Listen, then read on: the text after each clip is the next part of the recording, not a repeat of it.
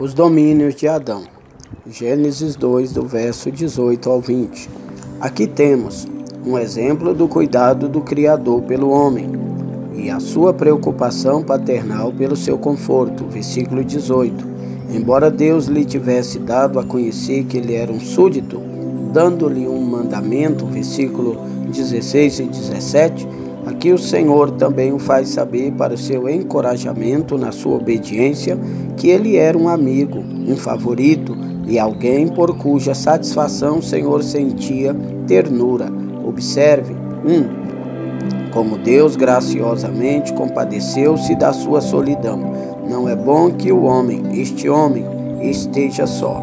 Embora houvesse um mundo superior de anjos e um mundo inferior de animais, e o homem estivesse entre eles, ainda assim não havendo ninguém da mesma natureza e nível de existência, ninguém com quem ele pudesse conviver familiarmente, ele podia ser verdadeiramente considerado só, mas aquele que o criou o conhecia, como também aquilo que era bom para ele, melhor do que o próprio Adão poderia conhecer, e disse em outras palavras: não é bom que ele continue tão sozinho. Isso não é favorável ao seu conforto, pois o homem é uma criatura sociável. É um prazer para ele trocar conhecimentos e afetos com aqueles semelhantes a ele, informar e ser informado, amar e ser amado. Aquilo que Deus diz aqui sobre o primeiro homem, Salomão diz sobre todos os homens. Eclesiastes 4, a partir do verso 9. Melhor é serem dois do que um, mas ai do que estiver só. Se houvesse somente um homem no mundo, que homem melancólico ele deveria ter sido? A solidão perfeita transforma um paraíso em um deserto e um palácio em uma masmorra. Portanto, são tolos aqueles que são egoístas e desejariam estar sozinhos na terra. Isso não visa o aumento e a continuidade da sua espécie. Deus poderia ter criado um mundo de homens no início para povoar a terra, assim como povoou o céu com um mundo de anjos. Mas o lugar poderia ter sido pequeno para que o número desejado de homens vivesse ali, todos juntos, ao mesmo tempo. Por isso, Deus julgou adequado alcançar este número por meio de uma sucessão de gerações, as quais, assim como Deus tinha formado o homem, deveria vir de duas pessoas, homem e mulher. Mas se Adão permanecesse sozinho, nada disso aconteceria. 2. Como Deus graciosamente decidiu providenciar uma companhia para Adão. O resultado dessa avaliação a respeito do homem foi essa generosa resolução: far-lhe-ei uma adjuntora, uma ajudante. Como ele, alguns interpretam desta maneira: alguém da mesma natureza e do mesmo nível de existência, uma ajudante próxima dele. Segundo outros, alguém que coabite com ele e que esteja sempre por perto, uma ajudante à sua frente. Segundo outros, alguém a quem ele olhe com prazer e deleite. Observe então que, mesmo na nossa melhor condição neste mundo, temos necessidade da ajuda uns dos outros, pois somos membros uns dos outros, e assim o olho não pode dizer à mão: não tenho necessidade de ti. 1 Coríntios 12, 21. Nós devemos, portanto, ficar satisfeitos de receber a ajuda de outros e de dar ajuda a outros, se houver oportunidade. Somente Deus conhece perfeitamente as nossas necessidades e é perfeitamente capaz de suprir todas elas. Filipenses 4, verso 19. Somente nele está a nossa ajuda, e dele são todos aqueles que nos ajudam. Uma esposa apropriada é uma adjuntora, e é o Senhor que a concede a cada homem. O relacionamento, então, tem uma probabilidade maior de ser confortável quando a adequação orienta e determina a escolha, quando a ajuda mútua é um interesse constante e quando todos os esforços possíveis são dedicados ao relacionamento conjugal. 1 Coríntios 7, versículo 33 e 34.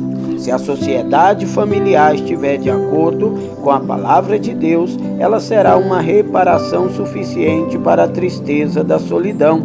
aquele que tem um bom Deus, um bom coração e uma boa esposa com a qual pode conviver, e ainda assim reclama que ainda lhe falta alguém com quem possa conviver, não teria ficado tranquilo e satisfeito no paraíso, pois o próprio Adão não teve mais do que todas estas grandes bênçãos.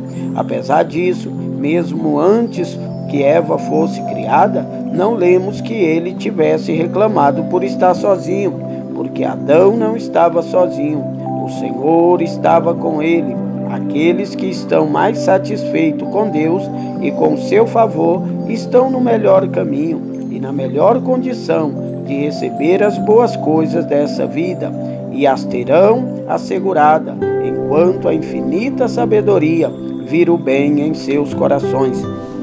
Um exemplo da submissão das criaturas ao homem e o seu domínio sobre elas. Versículos 19 e 20. Deus trouxe a Adão todo animal do campo e todas as aves do céu, ou por meio do ministério dos anjos, ou por um instinto especial, orientando-os para que viesse ao homem como seu senhor, ensinando desde cedo o boi a conhecer o seu possuidor. Assim Deus deu ao homem o uniforme e o senhorio da bela propriedade que lhe tinha concedido. Ele concedeu domínio sobre as criaturas. Deus as trouxe a ele para que pudesse dar-lhe nome e assim dar uma prova do seu conhecimento como criatura dotada das faculdades da razão e da fala, e assim mais douta do que os animais da terra, e mais sábia do que as aves do céu. Jó 35, 2, 11 e 2. Uma prova do seu poder. Atribuir nomes é um ato de autoridade. Daniel 1 e 7. E recebê-los é um ato de submissão. As criaturas inferiores, agora de certa maneira, prestam uma homenagem ao seu príncipe na sua posse e juram lealdade e fidelidade a ele. Se Adão tivesse permanecido fiel ao seu Deus, podemos supor que as próprias criaturas teriam conhecido e recordado bem os nomes que Adão agora lhes atribuía, a ponto de atender ao seu chamado a qualquer momento e atender aos seus nomes. Deus deu nome ao dia e à noite, ao firmamento, à terra e ao mar, e ele chamou as estrelas pelo seu nome, para mostrar que ele é o supremo Senhor delas. Mas ele deu permissão a Adão para que nomeasse os animais e as aves como seu senhor subordinado, pois, tendo-o criado à sua própria imagem, Deus assim concedeu a Adão um pouco da sua honra. Um exemplo da insuficiência das criaturas para ser a felicidade do homem. Mas, entre todos eles, para o homem não se achava disjuntora que estivesse como diante dele. Alguns opinam que essas foram as palavras do próprio Adão, observando todas as criaturas comparecendo diante dele aos pares para receber os seus nomes. Assim ele indica o seu desejo ao seu mestre: Senhor, todos estes têm a disjuntora, mas o que farei? Aqui não há nenhuma para mim. Mas na verdade, esta é a avaliação que Deus fez daquela revisão.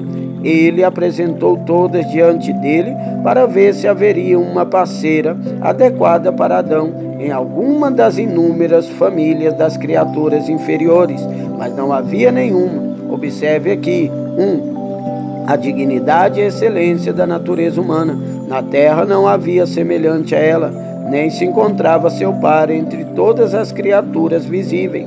Todas elas foram examinadas, mas o homem não era compatível a nenhuma delas. 2. A inutilidade deste mundo e das suas coisas. Junte-as todas e não consegue produzir uma disjuntora para o homem.